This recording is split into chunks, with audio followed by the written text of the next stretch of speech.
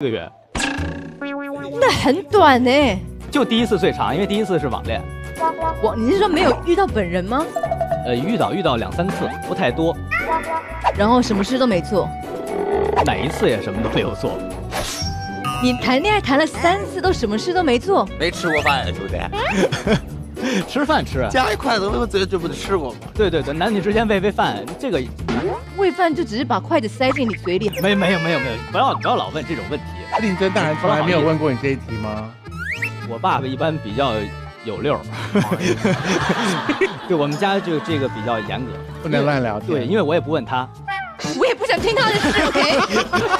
哎呀，这个问太尖锐了，上来没有一点客套，没有一点客套，然后就是面无表情，一点也不乐，两个人很正式的谈话。在这3次恋爱当中，都已经是瘦下来的了。没有，15开始，一直胖到19岁、20岁，突然胖起来。对，发生了什么事？但是就是离开了校园，下海了，开始说相声了。为什么说相声会变胖啊？很粗鲁啊！因为我们好吃懒做呀。对，动嘴啊，身体不用动啊，这么聊天很开心啊。好，郭麒麟非常慷慨的让我们去拍他住的地方。你住的地方不是你买的房子？对，其实是我租的房子，因为我不是北京户口。纯粹是因为这个原因？是这样的，您可能不没钱就说没钱的，兄弟，这不丢人。是，23岁买不起房正常。可是你现在应该有一些钱了吧？你没有。我在我家公司，我爸我妈也抽我钱的。你说你父亲以经纪公司的身份抽你的费用？他也是职员，我们是一个 level 的，对，一个级别。你为什么不开口说爸，你那么有钱，你就分一点给我啊？那算了，不着急。想说你在等什么啊？早晚有一天是他。真的？不是，我那意思，现在我还小，这个不孝子你。我现在还很小，所以我不是很着急，说我现在就要房，我现在就要什么。所以租房子你觉得无所谓吗？对我很 OK，而且我他不 OK， 因为他说他去租房子都要派朋友带他去看房子，他不愿意本人去看，对，怕被人家认出来是郭麒麟。但每次基本都能被人家认出来。所以你现在已经红到，就到哪别人都认得出你是谁。不是，这跟红不红没有什么太大关系，就是我的声音可能比较有辨识度，戴一个帽子，戴一个口罩，就已经裹得很严实了。但只要一说话，我说这个房子，他说，哎，您就是郭麒麟吧？又不能说话，这可能他猜不出来。那令真大人知道你在租吗？知道啊。他是不是有觉得你这个孩子有骨气？没有，觉得我这孩子很讨厌。就是为什么要出去租房子？为什么不在家陪他？是你也可以选择在家陪他。对，但是因为他家实在住得太远了。有明星去过你家吗？没有。我算吗？哦，你是明星啊？有，对不起，失礼，不好意思，我也失礼了，哥。我其实不是要问关于烧饼的事，我是要问，听说毛不易去过他家。哦，对，我去过毛不易家，他想上我家来，我没让他来。为什么？因为他家很乱，我怕他把我家也弄乱。哎，相声艺人的逻辑真的太奇妙了。因为他有一大帮室友，就是他合租啊。对啊，毛不易有室友。对啊，他和他明日之子的好哥们儿，然后都在一起住。总共几个人？我每次去都没有看到大家全员都在，每次看都不重样。对，每次看卡司轮流上场。对。进去会有一种男人的臭味吗？也还好，反正戴着口罩就还行。你刚讲的时候是有流楼向往的神情吗？好，我们要带大家去看郭麒麟先生的住处了。家中的物品很多，可是断舍离的方法很简单。第一步，开家，每期节目将会派出助理主持人潜入嘉宾家中进行物品大搜查。第二步，开聊，被带到现场的物品将由主持人和其主人一起还原它的奇妙身世。第三，开舍，每件物品将由主持人判定是否真正的被主人需要，不被需要的物品将会被放置到闲置转让平台进行公益活动。期间，物品主人有且仅有一次挽救心中挚爱的任性保留权。那么接下来，让我们来看看郭麒麟的家里有什么东西吧。好，我们现在已经来到了麒麟哥的家门外，然后呢，马上就要进去了，现在内心有点激动。其实也没什么好激动的，因为是单身男性的家庭，应该只是脏乱差。而且呢，麒麟哥也是个相声演员嘛，里面根据我的猜测，应该就是红木地板、红木砖、红木，全是红木，好吗？5公里。让我们看一看他家里有什么吧。Let's go， 来到了国哥的家，真的很现代，跟我想的完全不一样。哎，很干净奶啊。茶不止你没有想到，恐怕连大家也都没有想到，郭麒麟的家竟然会这么的简单。单身男性的家难道都会是这样吗？不禁让人感觉到了一丝丝的凄凉。我们有悄悄地调查过，女性关注单身男性的家庭最关心的区域呢，其实就是客厅。客厅很好啊。对啊，你们可以看一下后面，全部都是游戏机。哦，哎呦，少班主竟然有这么多款游戏机和游戏碟片，你不会是一边打游戏一边在家说相声吧？少班主啊，你花这么多时间在游戏上面，哪还有时间谈恋爱呀？再看看这，真的毫无升级的4盆植物。什么？哎呀，这窗边的这些盆栽是中毒了吗？少班主啊，你到底有没有在认真的养它们呢？他真的不关心他们。哇，这片桌子跟他的植物一样没有升级，因为全部都是药。哎，这有病历本，直接看病历本吧。还有鼻炎、急性肠功能紊乱，还是什么啊？这是治牙的。哎，感觉浑身上下没有一个地方好的。少班主，你是得了什么病啊？你的身体是出了什么状况吗？生发精，真气人。原来郭麒麟也有脱发的困扰，现在头发不会是偷植的吧？营养药，一个奇怪的软膏，寺庙丸，这是治疗痛风的药。少班主，你的痛风会不会和喝酒有关系啊？难不成是跟于谦老师一样喝酒喝多了吗？让人气愤。他连病历本都让你拍吗？对啊，那个病历本是剪辑出来看了只有2、3页，但我当时真的翻了很久，病真的很多，就是从上到下都有哎。所以你现在是全世界最知道他的病的人。啊，倒也早就忘记了。哦，你才23岁，你怎么回事啊？这个其实看着病很多，其实都是各种小毛病。痛风很可怕哎。是有点可怕。您有吗？不是，我有听朋友讲说，痛起来真的是想死。我以为看见病友了呢，我以为是，确实是。当时我浑身颤抖，但只犯过一次，而且那次其实我也不是说经常喝酒的人，那次我觉得是由多重因素共同造就的，而且确实体内这个嘌呤确实高，而且痛风是会一直发作的。是，后来就偶尔会感到有些疼，但是没有那天那么严重。对，令尊大人有痛风？没有。也没有，你身体是不是比你爸还差？也要不怎么要老二呢？这玩意儿，抓紧要盖胎吧。23不能叫夭折了吧？没事，费点劲了啊！意外说的。因为你不是一直在等你爸吗？说要等他的钱，你这样我怕你等不到。我让头里等他去吧。也没有，反正这都是多种因素，而且他也不是什么大病。你看到今天我眼睛还稍微有点红，就我之前曾经得过结膜炎，然后现在可能又有点要复发的意思。就是我得的这些病，平时看不出来，只要这免疫力一下降，然后它就都冒出来了。你们觉得是因为他没有人照顾吗？有关系吗？如果知道他生病的话，你们会冲去他家照顾他吗？不会。你们是真粉丝吗？我都应该说似的，我照顾他，我要嫁给他。会被报警。你们现在知道他这么多病之后，还深爱他的人举手。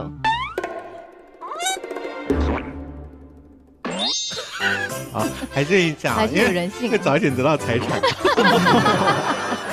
你干嘛把病历本放在桌上让我们拍？不是，我是怎么着呢？我没有刻意收拾，因为我都是比如去哪儿看病，看完回来我就都放在桌上，我可能放这儿，我就都堆满了，然后病历本也都搁那儿，我就没有收拾。就因为我桌上我家里没有什么需要去藏的东西，说千万不能让大家拍到的东西。可是单身男子的住处除了游戏之外，有一种休闲的东西完全没有拍到吗？走了，人走了。什么呀？休闲的东西。他家有粉色的拖鞋。粉色的拖鞋。哎，你拍了吗？你们应该有素材吧？啊。哇，哎，这真的有女士拖鞋，这真的是女士拖鞋，为什么？我觉得这个可以列为我们带回现场的东西，让他解释一下为什么会有女士拖鞋。所以粉色拖鞋是你穿的吗？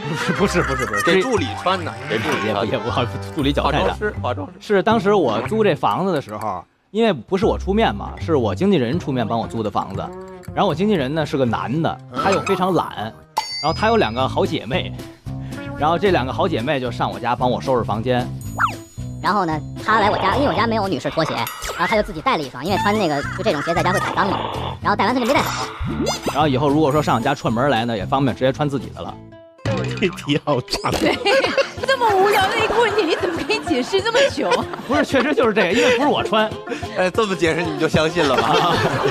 对，我们很恨我们自己，为什么要问这一题？请问你一天要吃多少颗药？我一天其实就不吃药。我得了病都是抹一抹，吃一吃，看快好了，差不多我就不吃了，我就想不起来，我就懒了。然后稍微身体舒服一点就开始酗酒，是不是？不舒服也可以酗酒，不分有没有身体问题。你是会喝到真的断片吗？那倒不会，我不会喝断片了。所以不会做出一些让自己后悔的事。对，你喝醉可以上台讲相声没有问题。那我师傅还行，我差一点。他行，我不行了。哦，对。你们上台前如果过于紧张，可不可以偷偷小喝一杯？不会啊，不会，真不喝。这是我们班规当中严令禁止的。但是下了台可以狂喝。对，你只要不耽误演出，其实你怎么喝都没人管你的。啊，我听过一个传闻说，你保持你的好朋友大概10个人左右，差不多，有时候甚至都没有那么多。然后好朋友来你家之后，只要坐了半小时，你就希望他们走。对，就是他们不来的时候，我好期盼着，哎呀，你们快来吧，快来有人陪我吧。然后到家待了一会儿，我觉得，哎呀，快走吧。为什么？就是感觉够了。你是不是觉得还要想话题跟他们聊很累？对，反正就觉得自己在家待着很自由，我想干什么干什么，我可以说话可以不说话。那你就不要叫人家来啊。不来我又很孤独。他刚搬出去那阵儿，家里就1个床，没有任何的家具，就是你来他们家就得躺炕上。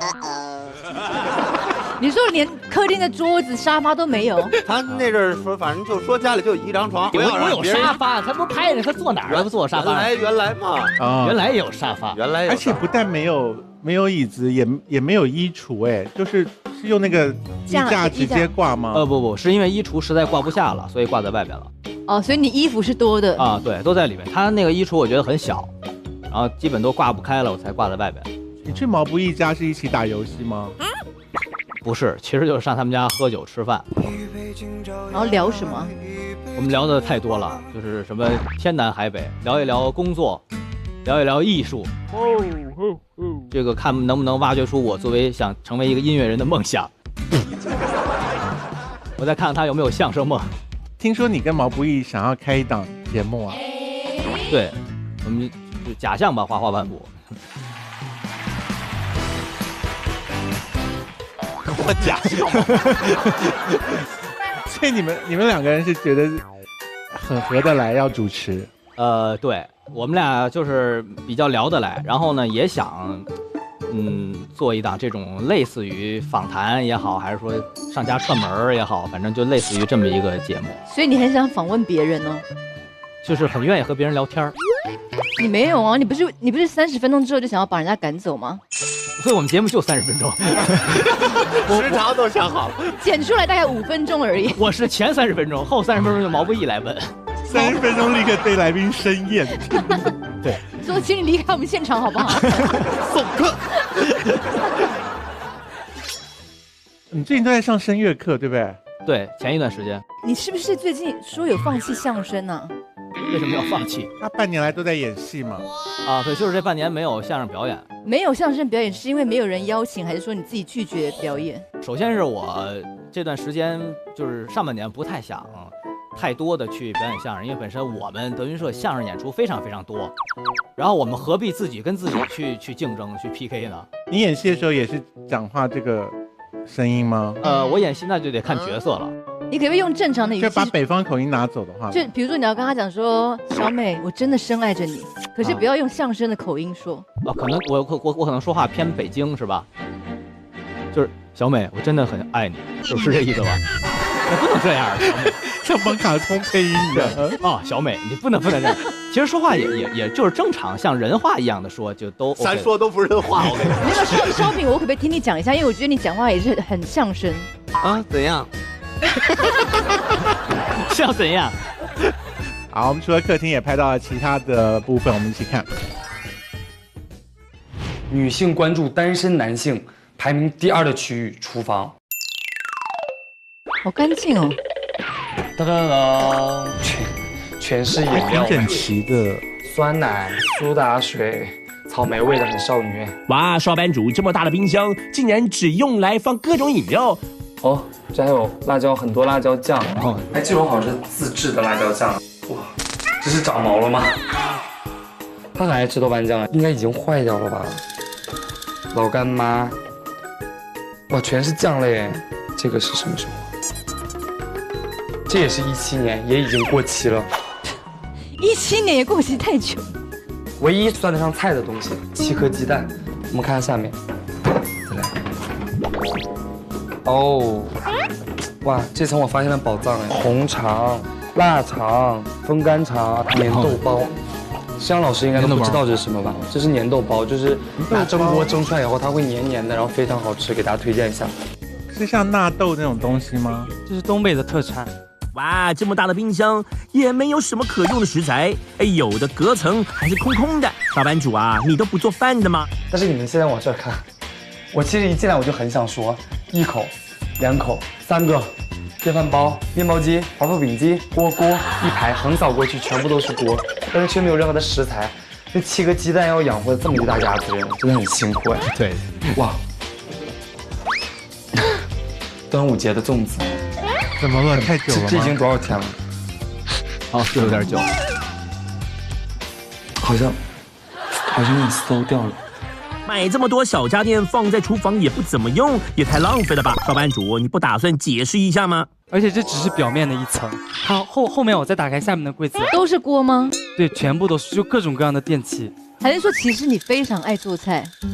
我非常喜欢收集这些个东西，收集锅子。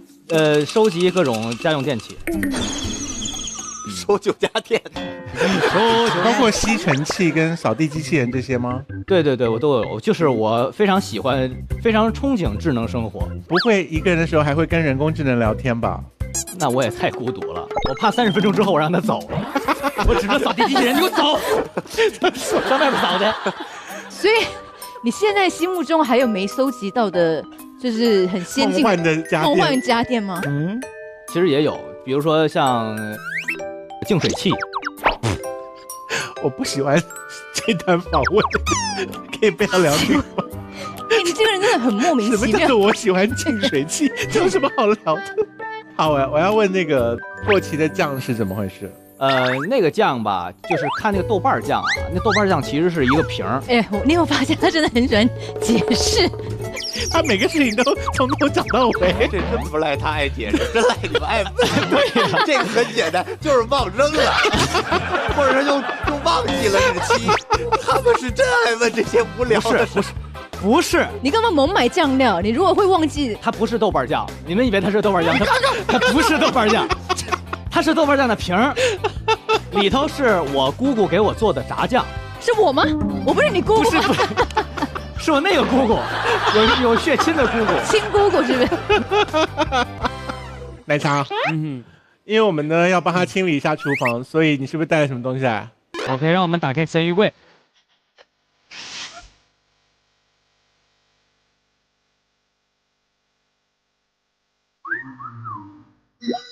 这分别是锅子，我认为很没有用的东西，我认为的很有用，所以你可以明确叫出他们的名字吗？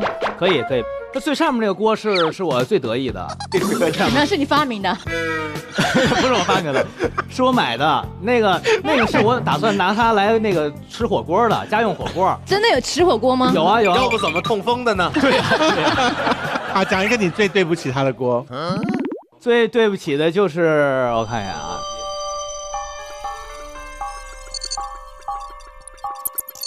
就是那个黄色的那个蒸蛋器。对对，蒸蛋器啊，他怎么了？蒸蛋器，因为我从来不拿它蒸蛋，不能蒸鱼，就只能蒸蛋啊，那没有那么小的鱼啊。不是只能蒸蛋，这会不会太它里面自私啊就有一个位置，只能放一颗蛋是吗？二位主持人这么比我们都年长，不知道蒸蛋器是不是？需要我们俩孩子给您普及。没有必要吧？什么锅子都可以蒸蛋，你为什么要买一个只能蒸蛋的锅子啊？就是因为它蒸蛋就是卡在里边，它不会跑。我一看，哇，它只能蒸蛋。这 totally 是一个废物哎。还好，其实还好。好，现在请 S 帮我们决定要走还是要留。我决定，我非常憧憬智能生活。它最上面这个锅是我最得意的，我从来不拿它蒸蛋。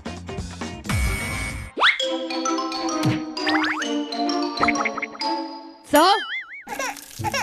这些锅子当中，你是全部都想要帮他淘汰？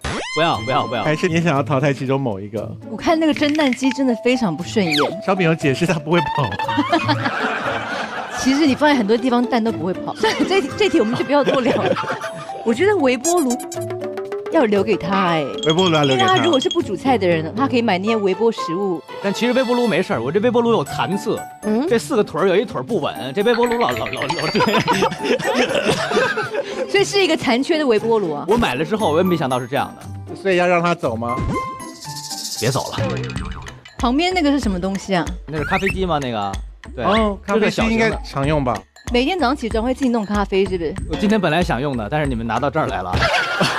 我是每次有通告啊，要不工作之前喝一杯，但是我今天在找我，只要是他如果没被拿走的话，你每天都自己弄一杯咖啡，用那个机器。工作时候我是拿它当中药喝。李李对这些东西的意见如何？我觉得蒸蛋器，还有那个微波炉，还有烤面包机，实在不需要。所以有3个电器是吗？对，不是这个可以后着不吗？啊，我们看到在来宾的前面呢，也有一个灯。如果他一定要把徐熙娣所选择要拿去咸鱼的这些物品给留下的话呢，他可以按上那个灯。不过他只能够使用1次这个。他要是给我微波炉弄坏了怎么办？本来就坏掉了。啊、所以你要把这个宝贵的机会留给这些电器吗？还是先让他们走？是这样的 ，S 姐可以扔我仨东西，我只能保留1个是吧？而且不是这一批哦，是等一下的也算在里面。我们还拿了别的东西来。还有啊？不是，那先等等吧。是霸王条款。而且我劝你现在先不要用到这一次，因为等一下有很了不起的东西。等一下可能有你更珍贵的东西，因为你爸等一下会出现。我爸坐不进那车。好，刚才我们看到麒麟的家里面一个人住的模样，那你自己对于择偶的标准跟令尊对你择偶的标准有没有差很多？其实我爸对我择偶还真没有什么太多的影响。现在他唯一的要求就是赶紧、快结婚。你才23呢。我师傅想50岁抱孙子。好，所以你的择偶标准也是随便吗？你心里一个那个有没有明确的那个想象？明确的想象，因为这东西它没有办法具象化，就是说我一定要找什么样的，它完全是在乎于运气。所以你今天来的这10位粉丝代表里面，谁最靠近？都别这么期待的看着我。现在没有这3个小家电还愿意嫁给我们？更愿意，我告诉你。我买了补给他们。哎，如果那个女生是完全不听相声的，而且讨厌相声的，可以吗？很好啊，太好了。我们倒希望找一这样。这说明是完全就认可我的人格魅力，和我的工作没有任何关系。请问相声是可以现在 cue 你一段，你就可以讲1小段的吗？不是，其实也不是，我们都需要准备的。我们看似是即兴表演，其实都是有固定台词的。哎，我听到传言说有一首王菲的歌，你唱起来非常非常好听啊。执迷不悔哦，就算了吧，以为他们要 cue 你相声，结果 cue 了段歌。其实现场来段相声也行。所以如果他唱的那么好听的话，我们一定是不要让他唱。我一猜就是他哪一首歌唱最差？好下面啊，真的要听啊？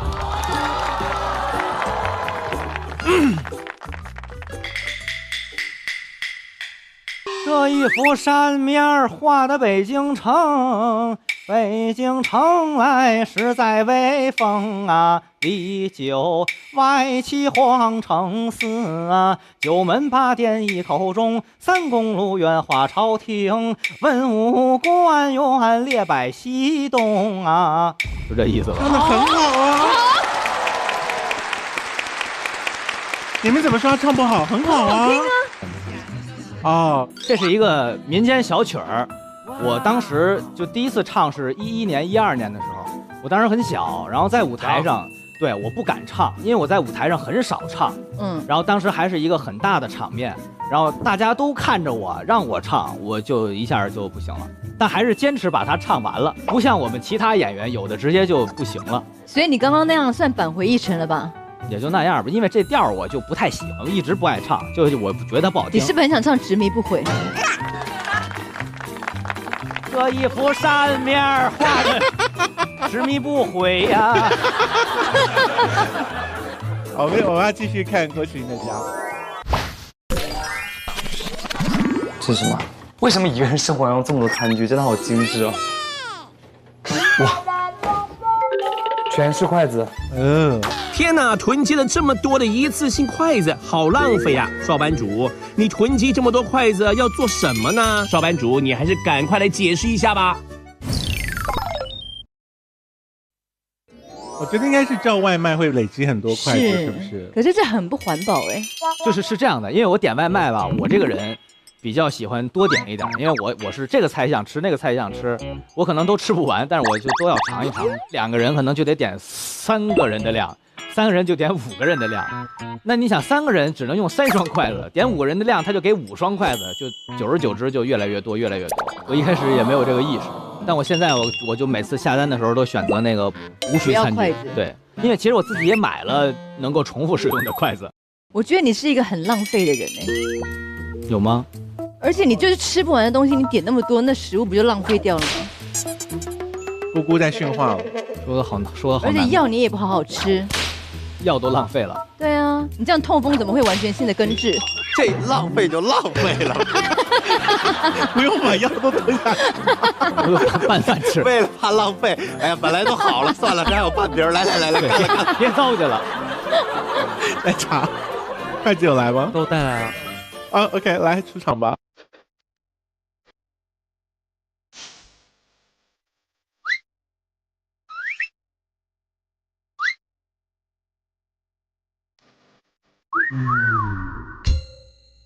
全部都是，其实是一小把，我那个抽屉啊，装满一抽屉就拿回家一次。所以这还只是小部分而已，是不是？第3抽屉了。你这样子真的给你妈添麻烦哎。还好啦，因为我师傅家人也多。对，用得上。可是你觉得郭德纲老师请吃饭会拿这个筷子吗？会。真的假的？那就拿出来大家伙用嘛。如果放着的话就浪费了。好，所以这个请你按钮吧。自己也买了能够重复使用的筷子。郭德纲老师请吃饭会拿这个筷子吗？会。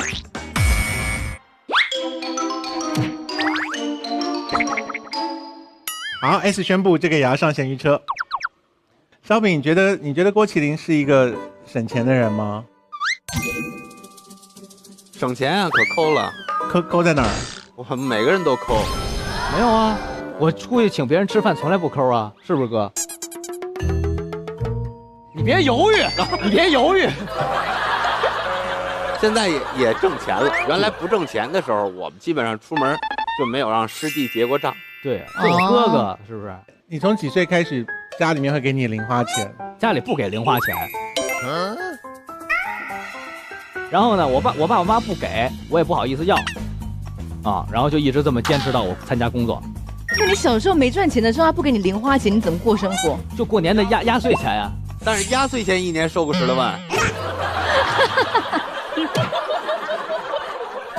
我交的都什么朋友啊？这都是上哪儿认识这么些大款去？我可是大家冲着你父亲的面子，就会给你很多压岁钱吧？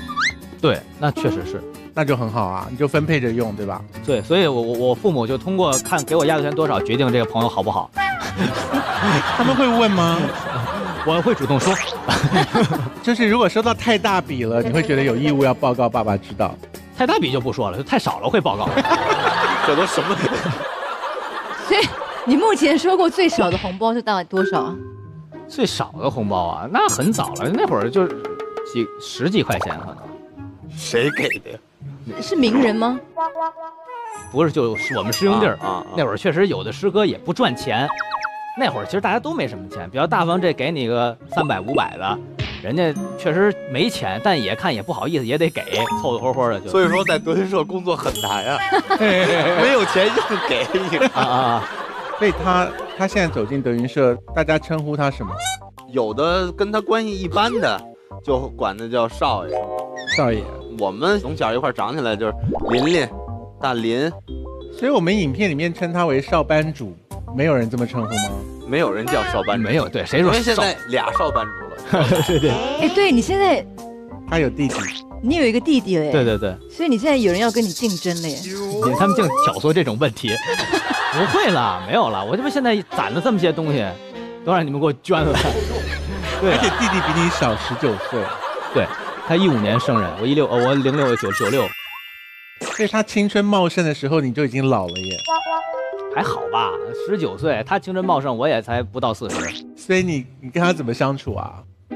没啥相处，因为现在不住在一起嘛，有时候回家就串着门。你是因为他才不愿意住在一起的吗？也不是，我是因为我爸住确实太远，影响我的社交。